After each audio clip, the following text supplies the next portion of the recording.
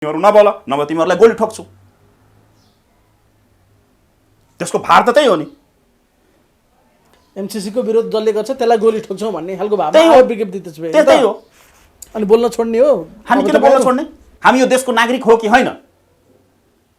हामीले प्रश्न सोध्न पाउने कि नपाउने? यो निरङ्कुश तानाशाही व्यवस्था हो यो? लेख्ने बेलामा वाक स्वतन्त्रता लेख्ने, प्रेस स्वतन्त्रताको कुरा गर्ने, लोकतन्त्रको कुरा गर्ने। अस्ति नै यो 5 भाइले नटङ्की गर्दाखेरि भने त लोकतन्त्र बचाउनलाई गर्दैछौँ भनेर। अनि लोकतान्त्रिक अधिकारभित्र पर्दैन हाम्रो यो? अब तिनीहरूको त आफ्नो संरचना त केही छैन। विदेशीहरूले दिएको रिपोर्टको आधारमा सरकार चलेको अवस्था छ। मैले अघि नै भने अरूले चलाइदिएको हो, यिनीहरू त लेप्चे मात्रै लाउने हो। देशीको बुट तल पिल्सिएर मर्नुभन्दा राम्रो, विदेशीको तातो तातो गोली खाएर मर्नुभन्दा राम्रो देशभक्तिको भावनाले ओतप्रोत भएर आफ्नै दाजुभाइ सेना प्रहरी, हाम्रा नेपाली सेना प्रहरी त हाम्रै दाजुभाइ हुन् नि त। आफ्नै दाजुभाइहरूकै गोली खाने नि त।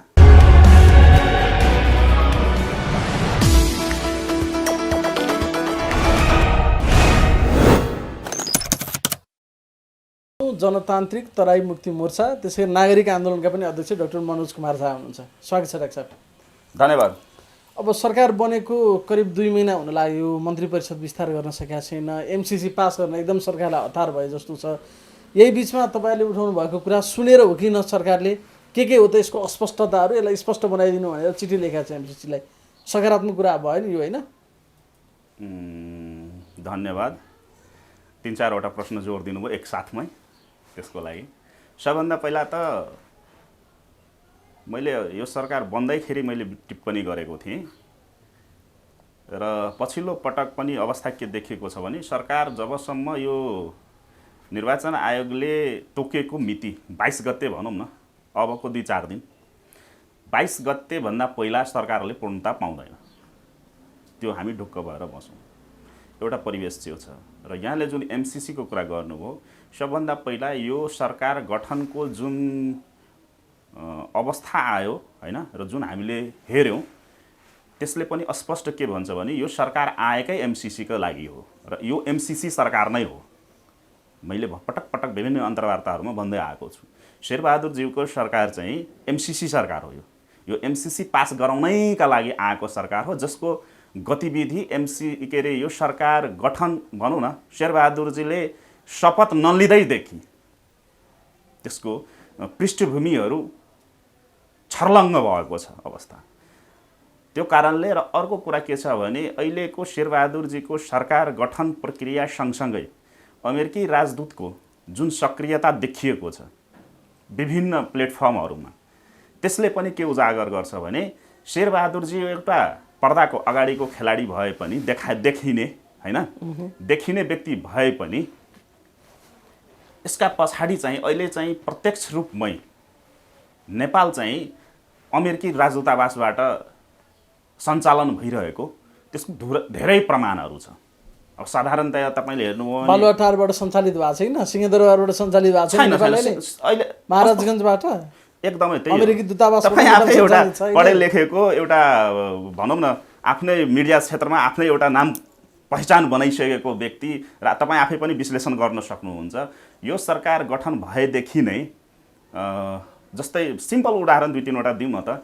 अब कोरोनाको खोप लगाउँदाखेरि खोप केन्द्रमै अमेरिकन राजदूत पुग्नु, प्रधानमन्त्रीसँग सँगसँगै हिँड्नु, समान कुर्सीमा बस्नु, त्यसपछि अफगानिस्तानको घटना हुँदाखेरि नेपाल सरकारले अफगानिस्तानबाट नेपालीलाई उद्धार गर्न नसक्नु, अमेरिकनहरूले उद्धार गरिदिनु र त्यो अमेरिकनहरूले उद्धार गरिदिएको नेपालीहरू त्रिभुवन अन्तर्राष्ट्रिय विमानस्थलमा ल्यान्ड हुँदाखेरि नेपाल सरकारका कुनै प्रतिनिधि नजानु, अमेरिकन राजदूतले त्यहाँ नेपालीहरूलाई स्वागत गर्नु र फेरि त्यो अमेरिकन राजदूतावासको आधिकारिक फेसबुक पेजमा त्यो फोटोहरू गर्वका साथ राखिनु, यो कुराहरूले के सङ्केत गर्छ त?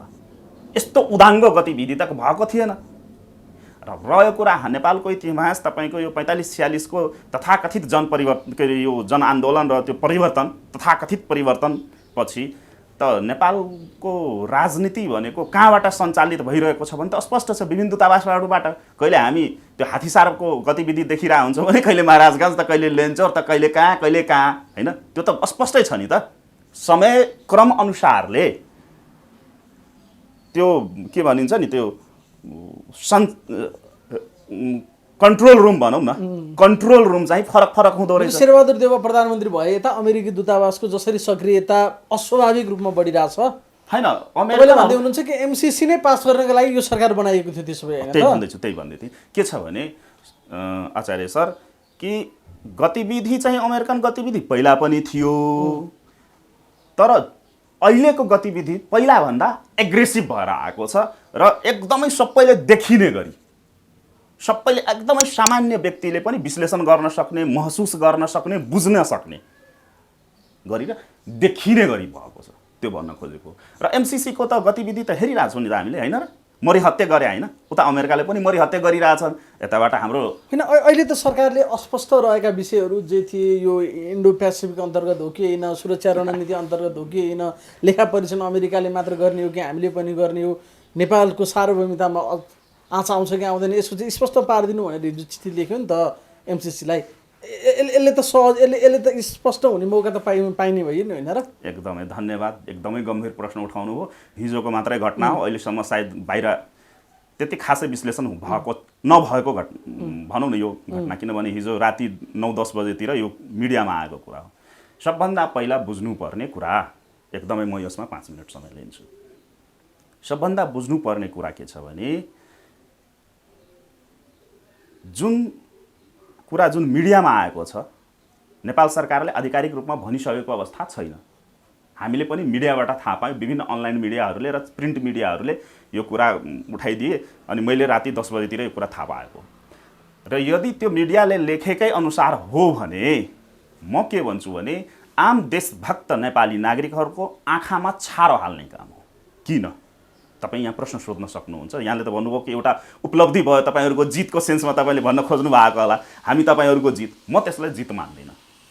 किन भनेपछि सबभन्दा पहिला बुझ्नुपर्ने कुरा के छ भने एमसिसीको एग्रिमेन्ट भएको झन्डै 4 वर्ष भयो, 4 वर्ष भइसकेको छ।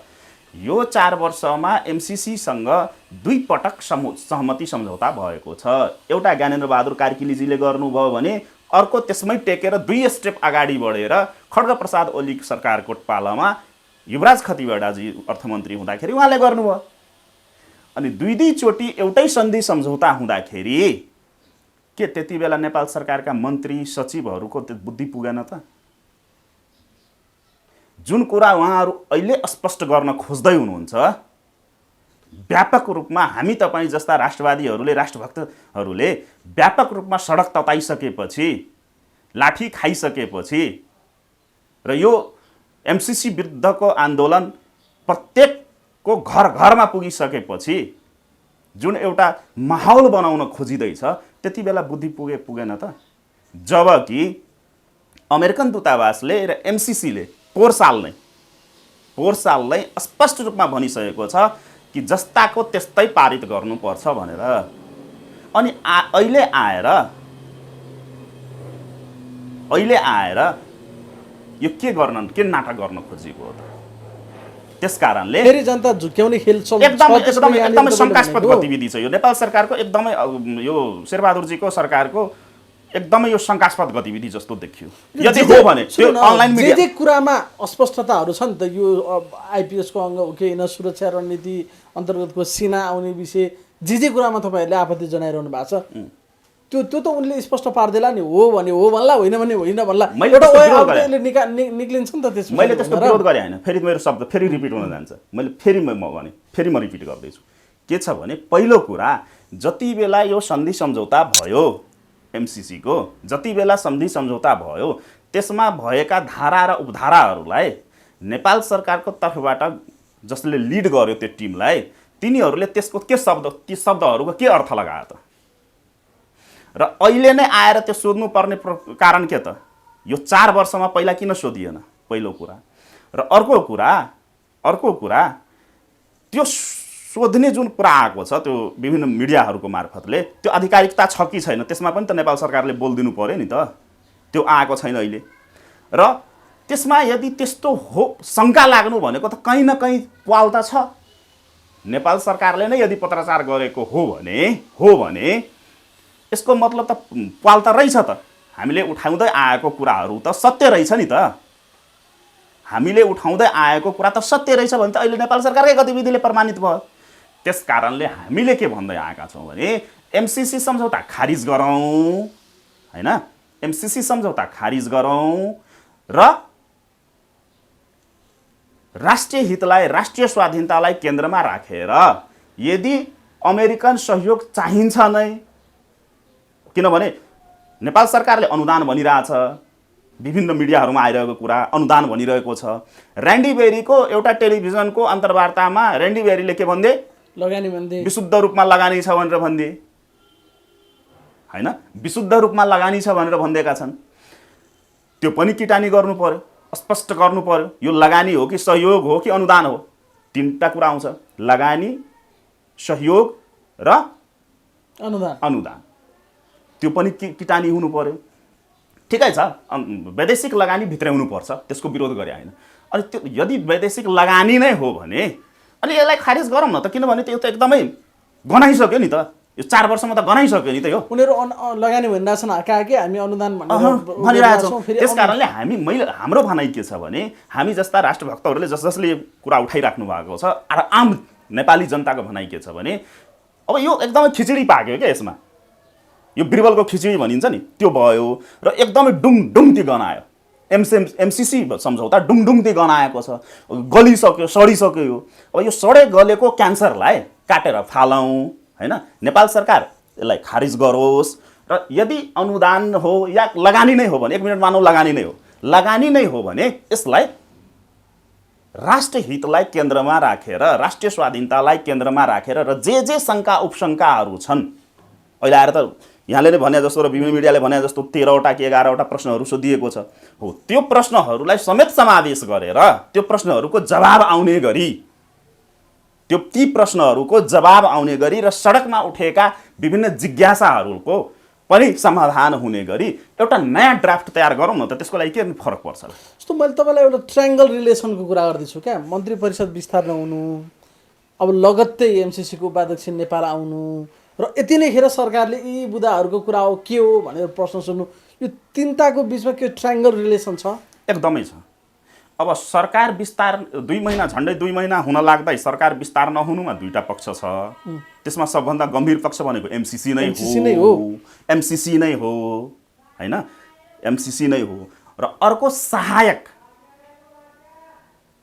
हैन, एउटा रोग लागेपछि त्यसको सहायक रोगहरू पनि निस्किन्छ नि त्यहाँबाट। अनि त्यो सहायक रोगहरू भनेको यो राजनीतिक पसलहरूमा, तथाकथित राजनीतिक पसल भनौँ न, यो पसलहरूमा जुन आन्तरिक द्वन्द्वहरू हामी देखिरहेछौँ नि त, त्यो आन्तरिक द्वन्द्वहरू र फुट्ने, जुट्ने, हान्ने, न्याक्ने, थिच्ने, पछार्ने गतिविधिहरू जुन हामी सडकमा देखिरहेछौँ हो, त्यो कारणले पनि सरकार गठनमा ढिलाइ भएको, त्यो चाहिँ सहायक कारण त्यो पनि हो। र प्रमुख कारण भनेको एमसीसी र बीआरआई। किनभने विभिन्न मिडियाहरूबाट थाहा पाएको हामीले, तपाईँहरूले नै उजागर गरिराख्नुहुन्छ, के अरे चिनिया राजदूतको पनि त सक्रियता बढेर गएको छ। चिनिया राजदूतको पनि सक्रियता एकदमै सडकमै छताछुल्लो भएको छ। त्यस कारणले पनि यो ढिलाइ भइरहेछ, त्यो हो। र उहाँ के अरे एमसीसीका उपाध्यक्ष फातिमाजीको के आसन्न भ्रमण, अब त्यो आधिकारिक रूपमा आइसकेको कुरा त छैन, तर विभिन्न मिडियाहरूले जुन उछालेका छन्, त्यो फातिमाजीको अचानक भनौँ न, अचानक असान्दर्भिक र अचानक जुन भ्रमण गराइँदैछ, त्यो पनि यससितै जोडेर आएको विषयवस्तु हो कि अब यो सबै कुरालाई इन्ड गर्दाखेरि, जति पनि व्याख्या गर्दा त्यहीँनिर ठोकिन्छ। यो सबै कुरालाई सूक्ष्म रूपमा विश्लेषण गर्ने हो भने आचार्य सर, तपाईँको देश एकदमै क्रिटिकल अवस्थामा पुगेको अवस्था छ। अब आम देशभक्त नेपाली नागरिकले सोच्नै पर्ने बेला आएको छ। र कतै न कतै, किनभने हावा नबहिकन तपाईँको पात हल्लिँदैन के, आगो नलागिकन धुवाँ निस्किँदैन। त्यस कारणले यो सम्पूर्ण गतिविधिहरूलाई हेर्दाखेरि अवस्था के छ भने देश एकदमै जटिल मोडमा उभिएको हामीले सहजै महसुस गर्न सक्छौँ। किन आउँदैछन् त अहिले चाहिँ एमसिसीको उपाध्यक्ष यति नै खेर आउनुको कारण के होला? यसमा के छ भने यहाँलाई थाहा भएकै कुरा हो, तर मलाई मेरो मुखबाट सुन्न खोज्नुभयो, धन्यवाद। मैले बुझेको जानेको र मेरो सूचना अनुसार के छ भने यो 4 वर्षको अवधिमा एमसिसी सम्झौता भएको 4 वर्ष पुगेर 5औं वर्ष प्रवेश गरिसकेको अवस्थामा र एमसिसी सम्झौताले तोकिएको डेडलाइन त्यसमा तोकिएको डेडलाइन समेत क्रस गरिसकेको झन्डै 1 वर्षभन्दा बढी त्यसको गत वर्षकै असार 16 गते यता त सिद्धिसक्यो। त्यो झन्डै 1.5 वर्ष भइसक्यो त्यो सिद्धिएको पनि भइसक्यो, 1.5 वर्ष हुन थाल्यो। यति हुँदाहुँदै र एमसिसी सम्झौतामा पोलिटिकल अन्डरस्ट्यान्डिङ जसलाई राजनीतिक सहमति भनिन्छ, यिनीहरूले जसलाई राष्ट्रिय सहमति भन्ने गरेका छन्, त्यो राष्ट्रिय सहमति होइन, राजनीतिक सहमति हो। संसदभित्रका सबै राजनीतिक पसलहरूमा खुद्रा व्यापारीदेखि लिएर थोक विक्रेतासम्म, डिपार्टमेन्टल स्टोरसम्मका बीचमा सहमति हुँदाहुँदै पनि एमसिसीको एक पक्ष कार्यान्वयनमा गइसकेको अवस्था भए पनि एमसिसी त कार्यान्वयनमा गइसकेको छ, त्यसको भौतिक संरचनाहरू लगायतका कुराहरू निर्माण क्रममा छ र अर्को पक्ष त्यो संसदबाट अनुमोदन गराउनु पर्ने त्यो एमसिसी लको व्यवस्था जुन गरिएको छ संसदबाट अनुमोदन गराउने कुरा, त्यो र यति वितण्डा हुँदाहुँदै यति राजनीतिक सहमति हुँदाहुँदै पनि जब संसदबाट त्यो पास नभइरहेको अवस्थामा अमेरिका चाहिँ सशङ्कित भएको अवस्था छ र तिनीहरूले आफ्नो तर्फबाट अन्तरिम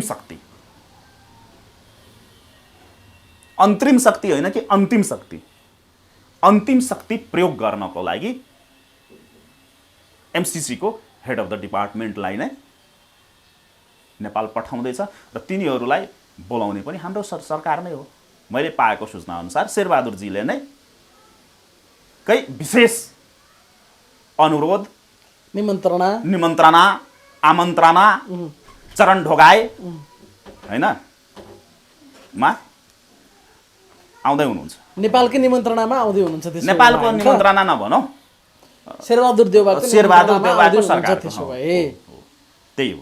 अनि अब एकदमै अन्तिम पिकमा पुगेको छ त्यसो भए एमसिसीको विषय हो। एमसिसीको विषय यहाँसम्म पुगेको छ। अब भन्दै जाँदाखेरि अब त्यो समयकालले प्रमाणित गर्ला, तर मैले बुझे अनुसार अब संसद स्थगित भएको अवस्थामा जसरी यो दल फुटाउने अध्यादेशहरू जुन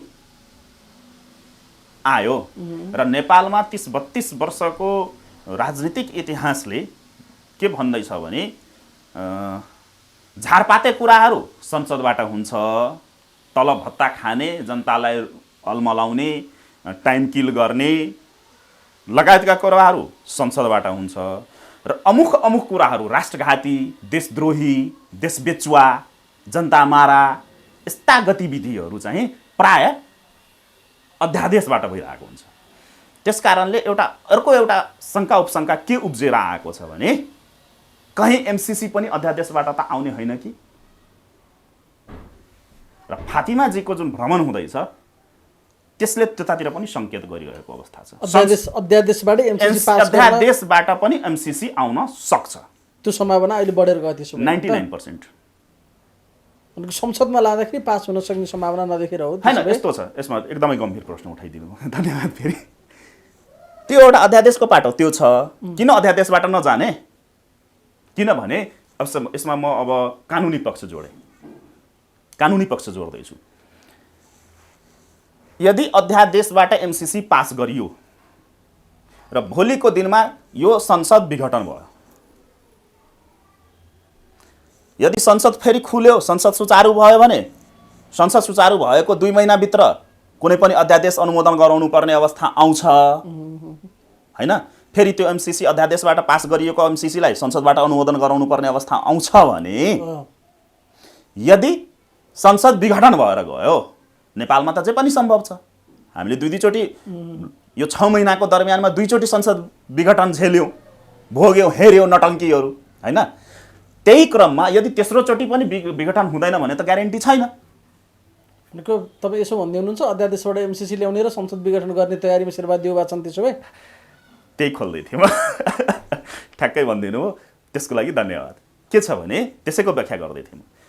अब अध्यादेशबाट एमसिसी ल्याउने र विभिन्न कारणहरू देखाएर, किनभने शेरबहादुर देउवा र केपी ओलीको पानी बाराबारको अवस्थामा पुगेका व्यक्तिहरूको अचानक राति चाहिँ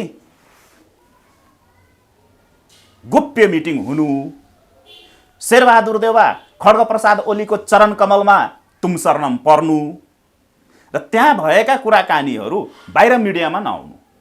भेट्न जाने मान्छे ज्ञानेन्द्र बहादुर कार्की हुनु, फेरि अब भेट्न जाने मान्छे एमसिसी सम्झौता गर्ने व्यक्ति नै जानु दूत बनेर। कारणहरू म कोट्याउँदैछु। र त्यति मात्रै नभएर त्यहाँको भित्रको कुरा बाहिर नआउनु भनेपछि त प्रश्नहरू त छन् नि त, धेरै छन्। अब त्यस कारणले यहाँ त केही नाटक नौटङ्कीहरू सिर्जना गरेर भोलिको दिनमा अध्यादेशबाट एमसिसी ल्याइदिने र भोलिको दिनमा विभिन्न नाटक नौटङ्कीहरूको एउटा परिदृश्य सिर्जना गरेर संसद विघटन गरिदिने। किनभने एमसिसीमा त राजनीतिक सहमति छ। 4 वर्षमा त अहिले संसदमा भएका सबै दल सरकारमा गए र संसदमा पनि विरोध भइरहेको अवस्था छैन। कुनै पनि सांसदले एमसिसी को विरोध गरेका छन् त? कसैले इन्डिभिजुअली गरे होला, छैन, कसैले गरेको छैन। भीम रावलले गरे, अरू 1-2 जना अहिले एमालेकै मान्छे पनि कोही कोही बोल्न थालेका छन्, निरुपालहरू खारेजै गरौँ भन्न थालेका छन्, त्यो पनि एमाले सरकारबाट बाहिर गएछ। खैर, धन्यवाद धन्यवाद, म त्यसमा टोक्दैछु। फेरि यसलाई तपाईहरू जस्ता निष्पक्ष राष्ट्रवादी राष्ट्रभक्त मिडियाले यसरी बोल्न मिल्दैन। क्षमा प्रार्थी छु, मैले अलिकति चर्को बोलिदिएँ तपाईँको बारेमा, त्यस कारणले क्षमा प्रार्थी छु। तर तपाईँहरू जस्ता राष्ट्रभक्तले, यो देशको ऐनाले यसरी चाहिँ विषयान्तर गर्न मिल्दैन। म यसको विरोध गर्छु। विरोध गरेका छैनन् कसैले पनि एमसिसी को? छैन। भीम म रावलले प्रमाणित गरेका गरिदिन्छु, छैनन्? म प्रमाणित गरिदिन्छु, अहिले नै प्रमाणित गरिदिन्छु।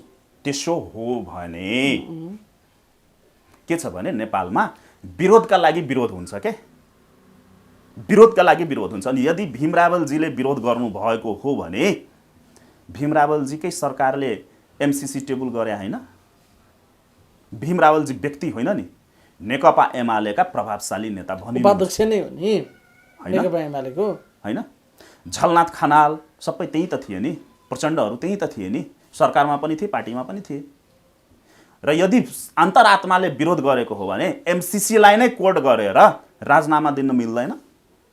कोही सांसदले राजीनामा दिएका छन्, राजीनामा दिएर सडक तताएको भए पनि त हुन्थ्यो नि त, गरे। त्यो सब के हो भने हात्तीको 2टा दाँत भनिन्छ नि हाम्रो नेपालीमा, एउटा चपाउने। एमसिसी का सन्दर्भमा राजनीतिक सहमति सम्पूर्ण रूपमा छ, त्यसो भए 100 मा 100। तर सडकमा देखिएका विरोधहरू र जनभावनासित डराएर सडकमा देखिएको विरोध प्रदर्शन र एमसिसी को राष्ट्रघाती प्रावधानहरूको विरुद्धमा जनताको जुन जनउभार जुन छ, त्यसबाट डराएर यो सबै नाटक नौटङ्कीहरू रचिएको अवस्था छ। त्यति मात्रै हो। र यहाँ के छ भने नेपालमा विभिन्न राजनीतिक दलहरूले, विभिन्न राजनीतिक व्यक्तिहरूले, आफूलाई देशका स्वघोषित ठेकदार बनाउनेहरूले के गर्छन् भने विभिन्न सन्धि सम्झौताहरू रिजर्भेसनमा राख्ने प्रचलन छ। आफ्नो सरकारको भएको बेलामा आफ्नो अनुकूल प्रयोग गर्ने, अर्काको सरकार भएको बेलामा त्यसलाई विरोध गर्ने। त्यो त हाम्रो परिपाटी नै हो, हैन? त्यो सब नाटक नौटङ्की। त्यही भएर भने अब अवस्था के, एउटा शङ्काको घेरा के उत्पन्न भएको छ भने राजनीतिक सहमति छँदैछ, एउटा नयाँ परिदृश्य क्रिएट गरिदिउँला, अनि संसद विघटन पनि हुन्छ, एमसिसी पनि पास हुन्छ अध्यादेशको मार्फतले। अनि सत्ता गठबन्धनमा चाहिँ त्यसो भए तपाईँले भने जस्तै राजनीतिक सहमति हो भने त्यही कारणले गर्दा मन्त्री परिषद विस्तार हुन सकेन, सत्ता गठबन्धनमा खटपटे हुन लाग्यो, प्रचण्ड विरोधमा के विरोधमा भन्ने जस्ता कुरा आइरहेछ नि, त्यो चाहिँ के त? त्यसो भए एमसिसीका कारणले किन रोक्यो त? त्यसो भए अर्को कुरा गरौँ। त्यसो भए अब प्रचण्डजीलाई जो कोड गर्नुभयो यहाँले, पुष्पकमल दाहालजीलाई, सबभन्दा पहिला त एमसिसी ल्याउनमा खुट्टा उचालेकै व्यक्ति पुष्पकमल दाहाल हुन्। पछिल्लो सरकारमा जति बेला कृष्णबहादुर महरा विदेश मन्त्री थिए। कृष्णबहादुर महरा विदेश मन्त्री भएकै बेलामा अमेरिकन राजदूतलाई विदेश मन्त्रालयमा बोलाएर हामीहरूमाथि भएका विदेशमा भएका अन्तर्राष्ट्रिय अदालतहरूमा भएका मुद्दाहरू तिमीहरूले हेर्दैौ, नेपालमा यो तथाकथित शान्ति प्रक्रिया जुन भनिएको छ त्यसलाई टुङ्गो लगाउनमा सहयोग गर्देऊ, त्यो बापतमा तिमीहरूको जुन इन्डो पेसिफिक स्ट्र्याटेजी छ त्यसलाई हामी नेपालमा छिराउँछौँ भनेर त प्रस्तावै गर्ने व्यक्ति कृष्णबहादुर महरा हुन् प्रचण्डको निर्देशनमा। त्यसपछि अचानक सरकार ढल्यो। सरकार ढलेपछि शेरबहादुरजीको सरकार बन्यो र ज्ञानेन्द्र बहादुर कार्कीजी अर्थमन्त्री बने। अनि त्यसपछि त्यो एमसीसीले औपचारिकता पाएको हो। तर अनौपचारिक हिसाबले सबभन्दा पहिलो प्रस्तावक त नेकपा माओवादी नै हुन्। प्रचण्ड प्रधानमन्त्री हुने बेलामै सबै कुराहरू अगाडि बढिसकेका थियो नि त। त्यसलाई गर्दै देउवा प्रधानमन्त्री बने अनि फाइनल हस्ताक्षर ज्ञानेन्द्र बहादुर कार्की। किनभने एमसीसी माथि त 3 चोटि सहमति भएको छ। प्रचण्ड माओवादी चाहिँ एमसीसीलाई यथारूपमा पास गर्नु हुँदैन भनेर किन भनिरहेछ त त्यसो भए? मैले अघि नै भने नि, फेरि रिपिट हुन जान्छ। मैले के भने यहाँले शब्दमा टेक्नु भएन। नेपालमा के छ भने यो 30-32 वर्षको ट्रेन्ड के देखियो भने आफू सरकारमा भएको बेलामा खेल्ने, आफ्नो अनुकूल प्रयोग गर्ने र आफू सरकारभन्दा बाहिर गएपछि या आफू सत्ताभन्दा बाहिर गएपछि या भविष्यमा आफू सत्तामा आउनको लागि आफ्ना प्रभुहरूलाई रिझाउने एउटा परम्परा बसेको छ। यहाँ चाहिँ वैदेशिक हस्तक्षेपहरू निम्त्याउने र विदेशी प्रभुहरूलाई रिझाउने एउटा जुन परम्परा बसेको छ त्यसकै निरन्तरता हो। अनि लीलामणि पोखरेलहरू, देव गुरुङहरू खुट्टा उचालेर गाली गरेर एमसीसीको धुवाँधार विरोध गरेर खारिज हुनुपर्छ भनेर ठेली बोकेर बोलिरहनु भएको छ नि त हामीसँग। मिडियामा बोल्नु भएको छ, सडकमा आजसम्म आउनु भएको छ? सडकमा एक दिन आउनु भएको छ? उहाँहरू पनि पक्षमै हो। होइन, म तपाईँलाई नै प्रश्न गर्छु ल। अब सडकमा म प्रति प्रश्न गरेँ। हैन, सडकमा आउनु मात्रै एमसीसीको विरोधी हो कि यसका बारेमा सबैलाई तथ्यपूर्ण तरिकाले जानकारी गराउनु पनि विरोध होला? हामी चाहिँ तथ्यहीन तरिकाले जानकारी गराउँदैछौँ त। त्यसो भए कोही मान्छे सडकमा नआएकै कारणले गर्दा यो एमसीसीको पक्षपाती हो भन्न पनि मिल्छ र? होइन, त्यो भन्न खोजे होइन। तपाईँलाई म एउटा अर्को उदाहरण दिउँ। त्यसो भए अब अर्कोतिरबाट यसलाई विश्लेषण गरौँ। सरकार बनाउन र ढाल्नको लागि, न्यायालयलाई निर्देशन दिनको लागि करोडौँ रुपियाँ खर्च गरेर सडकमा तमासा गर्न मिल्ने, आफ्नो सांसदको जागिर बचाउनको लागि सडकमा तमासा गर्न मिल्ने, जागिर बचाउनको लागि, अनि यस्ता राष्ट्रघाती कुराहरूको लागि सडकमा तमासा गर्न मिल्दैन भनेको सडकमा नआउने जति सबै एमसीसीका पक्षपाती हुन्, चाहे तिनीहरूले मिडियामा जसुकै बोलुन् या जस्तोसुकै कुरा गरे। अर्को कुरा भन्नुहोस्, अर्को फेरि तेस्रो कोणबाट जोडौँ। त्यसो भए नेकपा माओवादी, नेकपा एमाले, नेपाली काङ्ग्रेस या जसपा या जेसुकै पार्टी होस्, होइन, पार्टीगत संरचनागत साङ्गठनिक लेटर प्याडमा आजसम्म एउटा पनि विज्ञप्ति हेर्नु भएको छ तपाईँहरूले? आधिकारिक धारणा, पार्टीको आधिकारिक धारणा भन्नुहोस्, म मान्नलाई तयार छु। छैन। त्यो त कसैले पनि गरेका छैनन्।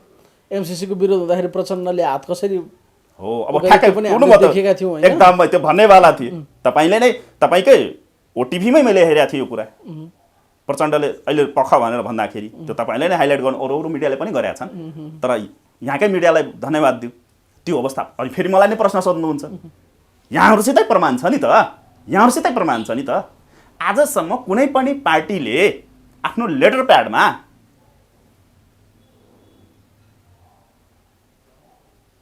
एक छेसको पनि विरोध गरेका छन् त? आवाज उठाएका छन् त? त्यसले त प्रमाणित हुन्छ। वास्तविकता के हो भने यो आरोप लगाएको एउटा चाहिँ यथास्थितिमा चाहिँ पारित नगरौँ, संशोधन गरेर पारित गरौँ भन्ने खालका कुरा जसले गरिरहेछन् नि, त्यसलाई चाहिँ कसरी हेर्ने? त्यसो भए मैले त स्पष्ट भने त्यहाँ पनि समस्या छ, त्यो पनि आँखामा साह्रो हाल्ने। एकदम सिम्पल कुरा हो आचार्य सर। के छ भने साधारण कुरा मैले सुरुमै भने, यो एमसीसी सम्झौता गनाइसक्यो, त्यो क्यान्सर लागेर यसलाई घाउ बल्झेर क्यान्सर भएर अब यो तपाईँको पुरै देशैभरि फैलिरहेको अवस्था छ। यो भने यसलाई हामी रिजेक्ट गरौँ न त। यसलाई खारिज गर्दा के नै बिग्रिन्छ र? ठुलो भुचालो त आउने होइन। यदि यिनीहरू यी 5 भाइका सरकार भनौँ न अहिलेका गठबन्धन केपी ओली साँच्चीकै यो देश र जनताका लागि सोध्छन् भने यसलाई खारिज गरौँ अनि अहिले जुन यो 10 बुँदे 11 बुँदे 15 बुँदे कति बुँदे हो जुन पत्राचार गरिएको छ हिजो मात्रै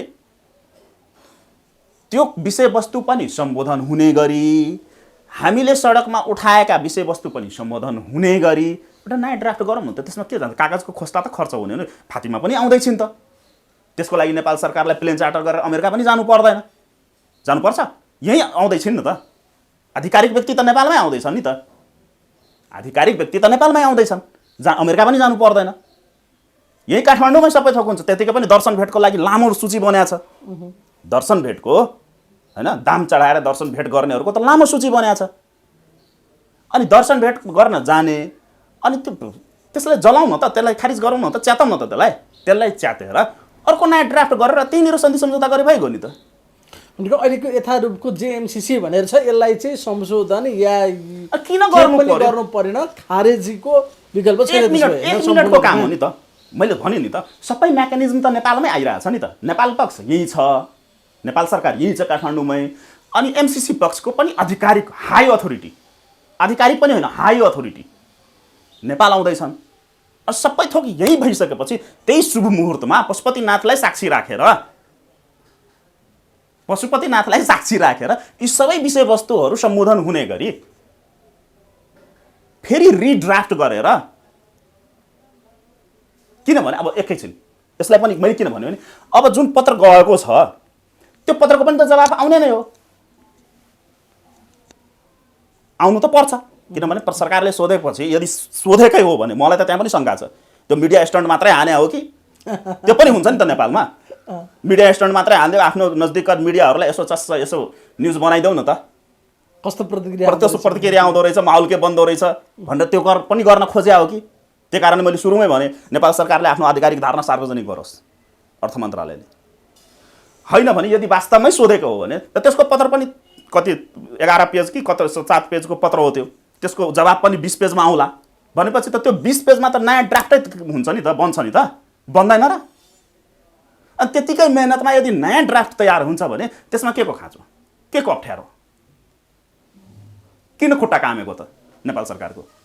त्यत्रो नाम छ, शेर बहादुर देउबा, सानो नाम हो, आफ्नो नामको पनि त मर्यादाको ख्याल गर्नु पर्यो नि त। अनि नामको अगाडि शेरबहादुर लेख्ने अनि खुट्टा कमाएर हुन्छ? आफ्नो उपनाम चाहिँ प्रचण्ड राख्ने अनि खुट्टा कमाएर हुन्छ? मैले केही भने होइन है, उहाँहरूलाई नै इजी हुने गरी सुझाव दिएको। अब अहिले त आज बिहान मात्रै आयो होला सायद गृह मन्त्रालयको एउटा विज्ञप्ति, तपाईँले पनि देखिसक्नु भएको छ। तपाईँहरूलाई त अथवा जसले एमसीसीको विरोध गरेर हिँड्छ अलि अमर्यादित तरिकाले तपाईँहरू प्रस्तुत हुने हो भने ठेगान लगाउने चेतावनी दिएको छ त्यहाँनिर। धन्यवाद। फेरि पनि सबभन्दा पहिला त यहाँको प्रश्नमा मेरो के अरे आपत्ति भयो। हुन त तपाईँको प्रश्न शब्द होइन त्यो, तर त्यो विज्ञप्तिमा भनिएको विज्ञप्तिमा प्रयोग गरिएको शब्दलाई साप्टी लिएर यहाँले जुन भन्नुभयो अमर्यादित, हामीले के अमर्यादित कुरा गर्यौँ? दात्री निकाय छिमेकी मुलुकहरूबाट अनि के गर्न त दात्री निकायले अनि विकास परियोजनाहरूलाई यसो गर्ने त्यसो गर्ने हामीले सूक्ष्म निगरानी गरिरहेछौँ। अनि त्यही त भन्दैछु म, प्रचलित कानुन बमोजिम कडा कारवाही गरिनेछ, सचेत रहनु भनिरहेछन्। त्यही भन्दैछु, त्यो त्यसमा 4-5 वटा कोण छ, त्यही भन्दैछु। सबभन्दा पहिला हामीले अमर्यादित के क्रियाकलाप गर्यौँ? कुनै विदेशी निकायका राजदूतकोलाई नाङ्गै रोडमा त हिँडाएका छैनौँ हामीले, पहिलो कुरा। कुनै राजदूतावासमा गएर त बम पनि पड्काएका छैनौँ हामीले, पड्काएका छौँ त छैनौँ। अनि के अमर्यादित या कुनै गैरकानुनी के गतिविधि के गर्यौँ हामीले? नेपालको संविधानको प्रस्तावनामै लेखिएको छ वाक स्वतन्त्रता, राजनीतिक स्वतन्त्रता, यिनीहरूले नै लेखा होइन 4 भाइले। अहिलेको 2072 को जसलाई यिनीहरूले संविधान भन्ने गरेका छ, यो टेरर मेनिफेस्टो मैले भन्ने गरेको छु, त्यो मैले भने होइन, यिनीहरूकै गतिविधिले प्रमाणित गर्छ यो आतंक मचाउन खोजेको नेपाल सरकारले। संविधान लेख्ने बेलामा आफैले लेख्ने, त्यसो भए प्रतिबन्ध लगाउन त, बोल्न नपाउने, लेख्न नपाउने, मिडिया हामीलाई मात्रै धम्काएको होइन, राष्ट्रवादी पत्रकारहरूलाई पनि धम्काएका छन्। त्यहाँ राम्रोसित पढ्नुस्, शब्दहरू केलाउनुस्, अनि मिडियालाई धम्काउने हो। के गर्न खोज्यो त सरकारले अहिले यति नै खेर यो विज्ञप्ति जारी गरेर के गर्न खोज्या, के भन्न खोज्या, तर्साउनु खोज्या? 3-4 वटा कोणहरू छ त्यहाँ। अनि प्रेस स्वतन्त्रताको कुरा गर्ने ती नेपाली काङ्ग्रेसले, अनि त्यही नेपाली काङ्ग्रेसका सरकारले प्रेसलाई धम्की दिने हो भनेपछि त्यो विज्ञप्ति नै, जुन विज्ञप्तिलाई यहाँले कोड गरेर मलाई प्रश्न सोध्नुभयो, त्यो विज्ञप्ति नै गैर संवैधानिक छ। अब त बोल्न छोड्नु पर्यो एमसीसी को विरुद्धमा, त्यसको यसो अर्को पाटो बुझ्ने हो भने त हो, त्यो अर्को पाटो। अनि के नेपाली जनताले देश बेचुवा राष्ट्रघाती गतिविधिको विरुद्धमा बोल्न पाउने कि नपाउने अर्को कुरा। र त्यही विज्ञप्तिलाई कोड गर्ने हो भने त नेपाल सरकारले सिधै विज्ञप्ति जारी गरेर, यो गृह मन्त्रालयको विज्ञप्ति हो, नेपाल प्रधानमन्त्री कार्यालयबाट विज्ञप्ति जारी गरेर भन्दै भइगयो नि हामीले देश बेचिसक्यौँ, अब यो देश अरूलाई दिइसक्यौँ हामीले, यसको विरुद्धमा तपाईँहरू नबोल्नुहोस् या तिमीहरू नबोल, नभए तिमीहरूलाई गोली ठोक्छु। त्यसको भार त त्यही हो नि। एमसीसी को विरोध जसले गर्छ त्यसलाई गोली ठोक्छौँ भन्ने खालको भावना हो विज्ञप्ति। त्यही हो। अनि बोल्न छोड्ने हो, हामी किन बोल्न छोड्ने? या त यिनीहरूले भन्नु पर्यो कि त्यो संविधानको कागजको खोस्टा मात्रै हो, तिमीहरूलाई चुतिया र बेवकुफ बनाउनलाई हामीले बनाएका हौँ भनेर भनिदिनु पर्यो। होइन, गृह मन्त्रालयको विज्ञप्ति अनुसार त कि जेल जान तयार हुनु पर्यो कि एमसीसी को विरोध गर्न छोड्नु पर्यो, तेस्रो अप्सन छैन। होइन त हामी तयारै छौँ नि त। जेल जान तयार हो तपाईँ? होइन भने तपाईँ हेर्नुहोस्, हाम्रो गतिविधि त जारी छ नि त, अहिले नै बोलिरहेको छु त।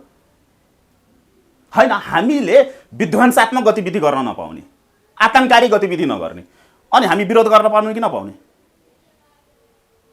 त्यसो भए एमसीसी को ड्राफ्ट प्रत्येक नेपालीको हातमा देऊ न त सरकार, हामीलाई बुझाउन त। हामी त त्यही भन्दैछौँ त, 4 वर्षदेखि त हामी त्यही भनिरहेछौँ नि त। होइन, कतिपयका अभिव्यक्तिहरू अलि उशृङ्खल भए हान्छौँ, ठोक्छौँ, यसो गर्छौँ त्यसो गर्छौँ, अब फतिमै आउने बेलामा पनि यसो गर्छौँ त्यहाँ गर्छौँ लगायतका कुराहरू छ। यसले अलिकति माहौललाई चाहिँ नकारात्मक ढङ्गले लैजान्छ कि भन्ने कुराबाट थोरै सतर्क गराएको हो किन? हो, एउटा पक्ष त्यो हुनसक्छ, त्यतातिर पनि जाउँ न। सबभन्दा पहिला त नेपाल सरकारले एमसीसी को बारेमा सडकमा जुन उठेका छन्, अनि हामीले त अर्को प्रस्ताव पनि गरेका थियौँ त नेपाल सरकारलाई त हामीले प्रस्तावै गरेका थियौँ, एउटा नागरिक आयोग या समिति बनाऊ, हामी पनि बुझौँ न त, हामीलाई बुझाउँ न त। जति पनि सडकमा भएका शक्तिहरू छन् तिनीहरूलाई बजाप्तै नेपाल सरकारले पत्र काटेर वार्ताको लागि बोलाए भइहाल्यो नि त। हामीलाई देखाउँ न त, हामीलाई बुझाउँ न त, हामीलाई सम्झाउँ न त के छ त्यसमा व्यवस्था भनेर। तिमीहरूले के बुझेका छौ? हुनसक्छ हामी गलत हौँला, 1 मिनट तिनीहरूकै भनाइअनुसारले। यदि हामी गलत छौँ भने हामीले त प्रमाणित गर्नु पर्यो नि त। लोकतान्त्रिक अधिकार हो कि होइन हाम्रो? हामी यो देशको नागरिक हो कि होइन? हामीले प्रश्न सोध्न पाउने कि नपाउने? यो निरङ्कुश तानाशाही व्यवस्था हो यो? लेख्ने बेलामा वाक स्वतन्त्रता लेख्ने, प्रेस स्वतन्त्रताको कुरा गर्ने, लोकतन्त्रको कुरा गर्ने। अस्ति नै यो 5 भाइले नटङ्की गर्दाखेरि भने त लोकतन्त्र बचाउनलाई गर्दैछौँ भनेर, अनि लोकतान्त्रिक अधिकारभित्र पर्दैन हाम्रो यो? अब रह्यो यहाँको अर्को जिज्ञासा। अब कुनै साथीहरूले त्यसो बोलिदिनु भए होला, मलाई थाहा छैन है, फेरि किन आक्रोश छ नि त मान्छे। हो, त्यतैतिर भन्दै थिएँ म, त्यही भन्दै थिएँ म, ठ्याक्कै, धन्यवाद छ यहाँलाई। अब कुनै साथीले बोलिदिनु भए होला, मैले चाहिँ सुनेको छैन अहिलेसम्म त्यस्तो। अब नेपाल सरकारले कहाँबाट के सूचना पायो? सूक्ष्म निगरानी यिनीहरूको त संरचना त्यो छ न शब्द। त्यही भन्दैछु, अब तिनीहरूको त आफ्नो संरचना त केही छैन। विदेशीहरूले दिएको रिपोर्टको आधारमा सरकार चलेको अवस्था छ, मैले अघि नै भने। अरूले चलाइदिएको हो, यिनीहरू त लेप्चे मात्रै लाउने हो सिंहदरबारमा र बालुवाटारमा, होइन? 32 वर्षदेखि त त्यही भइरहेछ देशमा। त्यो अवस्था हो यहाँको भनेपछि अब यिनीहरूलाई कसले के प्रेसर दियो अनि कसरी आयो त्यो तिनीहरूले जानोस्। र यदि 1 मिनट कसैले त्यस्तो बोलेकै छन् भने आक्रोश छ नि त, नेपाली जनताको आक्रोश छ नि त। नेता छु भन्दैमा, जनताले भोट दियो, जनमत दियो भन्दैमा, मताधिकार दियो भन्दैमा त्यो मताधिकारको दुरुपयोग गर्ने हो, त्यो जनमतको दुरुपयोग गर्ने हो त? जनताको नाम लगाएर जे पनि गर्न मिल्छ नेताले? पुरै देशभरि तपाईँको प्रत्येक व्यक्ति आन्दोलित भएको छ। एमसीसीमा जनमत सङ्ग्रह गराउनु त, ताकत छ? ताकत छ? त्यो लोकतान्त्रिक प्रक्रिया अन्तर्गत पर्छ नि त। त्यो त लोकतान्त्रिक प्रक्रिया अन्तर्गत नै हो नि त। फेरि लोकतन्त्रका लागि भने लडेर परमादेश बन्नेबाट बनेको सरकारले यस्तो विज्ञप्ति जारी गरिरहेको छ। केपी ओली स्वेच्छाचारी भए, निरङ्कुश भए, अधिनायकवादी भए, उहाँहरूको कुरा अनुसार त्यो भएर बनेको सरकार हो नि त। जोड्दै थिए तपाईले। सायद यति धम्कीपूर्ण विज्ञप्ति केपी ओलीको पालामा आएको थिएन होला सायद, यो लेभलको चाहिँ। त्यही भन्दै थिएँ, ठ्याक्कै मेरो मुखको कुरा भनिदिनु, धन्यवाद। अब अर्को पक्ष जोरौँ।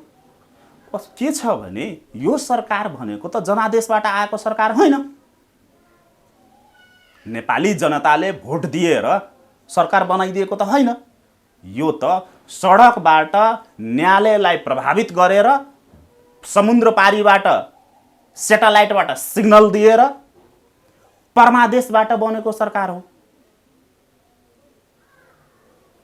त्यो मैले भनिरहेको छैन, प्रधानमन्त्रीको नियुक्ति पत्रमै लेखिएको छ परमादेश भनेर। मैले फेरि आरोप आफ्नो तर्फबाट केही शब्द प्रयोग गरेको छैन। राष्ट्रपतिले शेरबहादुर देउवालाई नियुक्ति पत्र दिँदाखेरि त्यसमै लेखेको थियो परमादेशबाट आयो। अनि यो परमादेशबाट बनेको सरकारले भनेपछि त त्यत्तिकै यो लोकतान्त्रिक सरकार होइन। लोकतन्त्र भनेको त जनमतबाट, जनादेशबाट आएको हुन्छ। अनि परमादेशबाट आएको सरकारबाट हामीले अपेक्षा गर्ने नै यही हो। यो त निरङ्कुश हो नि त, निरङ्कुश प्रक्रियाबाट आएको हो नि त। जनादेशबाट नआएपछि, परमादेशबाट आएपछि त निरङ्कुश प्रक्रिया हो। प्रचलित प्रक्रियाबाट नआएपछि त यस्तै हुन्छ। र यो विज्ञप्तिले पनि यो प्रमाणित गर्छ कि अहिलेको 5 भाइको सरकार पश्चिमाहरूको गोटी भनेको त निरङ्कुश दानवीय प्रवृत्ति देखायो नि त। यसले त थप मुठभेड तर्फ पो लैजाला जस्तो छ त। मान्छेहरू यो कुरा सुनेपछि झन् धेरै आक्रोशित भइरहेछन्। आन्दोलन गरिरहेका मान्छेहरू झन् उग्र हुने सम्भावना बढेर गएको छ। यिनीहरूले चाहेकै त्यही हो। खुट्टा त कमाइरहेको छैन, यिनीहरूले चाहेकै त्यही हो। छन् मान्छेहरू हैन, सबैमा। यिनीहरूले चाहेकै त्यही हो। नेपाललाई अफगानिस्तान भन्दा 100 गुणा, 100% होइन, 100 गुणा बढी भड्कालोमा हाल्ने तानाबाना योजना तहत सबै भइरहेछ। अफगानिस्तानै बनाउन खोज्यो। अफगानिस्तान भन्दा 100 गुणा अझ बढी। यो देशलाई विसर्जन गर्ने, यो देशलाई उपनिवेश बनाउने, यो देशलाई समाप्त पार्ने पश्चिमाहरूको वर्षौंदेखिको जुन ग्रान्ड डिजाइन थियो, त्यो ग्रान्ड डिजाइन अन्तिम चरणमा पुगेको छ। र तिनका प्यादाहरू हुन् यिनीहरू। अनि प्यादाहरूले त मालिकको यस्तो छ नि त। हामी तपाईँ गाउँघरमैको कुरा गर्दाखेरि पनि त्यो प्यादाहरू जुन हुन्छ नि, लठैतहरू त आफ्नो प्रभुहरू, मालिकको विरुद्धमा त केही सुन्न चाहँदैन नि त। त्यही हो त्यो विज्ञप्ति। गृह मन्त्रालयको जुन विज्ञप्ति आएको छ, त्यो विज्ञप्ति भनेको त्यही हो। हाम्रो प्रभुलाई तिमीहरूले धम्काउने, हाम्रा प्रभुहरूको विरुद्धमा बोल्ने भनेर त्यसरी नेपाली जनतालाई यिनीहरूले धम्काएको। यिनीहरूले के प्रमाणित गरे भने यो देश नेपाल देश र नेपाली जनता भन्दा माथि यिनीहरूको लागि विदेशी हुन्। जे नै गरे पनि आवाज रोकिनेवाला छैन, पाइला थाक्नेवाला छैन। हैन, सिम्पल कुरा म यसलाई नटुङ्ग्या। यसलाई जतिसुकै व्याख्या गरे पनि विदेशीको बुट तल पिल्सिएर मर्नु भन्दा राम्रो, विदेशीको तातो तातो गोली खाएर मर्नु भन्दा राम्रो देशको लागि, जनताको लागि, राष्ट्रको लागि, राष्ट्रवाद, राष्ट्रिय स्वाधीनता, राष्ट्रिय स्वतन्त्रता, नेपालीपना जगाउनको लागि देशभक्तिको भावनाले ओतप्रोत भएर आफ्नै दाजुभाइ सेना प्रहरी, हाम्रा नेपाली सेना प्रहरी त हाम्रै दाजुभाइ हुन् नि त। आफ्नै दाजुभाइहरूकै गोली खाने नि त। अरूले मारिदिन्छन् भने त्योभन्दा राम्रो त हाम्रै दाजुभाइले मारिदिए राम्रो। यदि राष्ट्रवादको कुरा गर्नु, देशभक्तिका कुरा गर्नु, वैदेशिक हस्तक्षेपको विरुद्धमा कुरा गर्नु, दलाल प्रवृत्तिको विरुद्धमा कुरा गर्नु, देश बेचुवा प्रवृत्तिको विरुद्धमा कुरा गर्नु, जनता मारा प्रवृत्तिको विरुद्धमा कुरा गर्नु, भ्रष्टाचारको विरुद्धमा कुरा गर्नु, बलात्कारको विरुद्धमा कुरा गर्नु, अनैतिकताको विरुद्धमा कुरा गर्नु, आवाज उठाउँदाखेरि यदि शहीद भइन्छ भने, मारिन्छ भने कोही शहीद हुने। हुन्छ, महत्त्वपूर्ण समय दिनुभयो, धेरै धेरै धन्यवाद छ यहाँलाई पनि र मेरो तर्फबाट र यहाँको मिडिया हाउसलाई पनि धेरै धेरै धन्यवाद।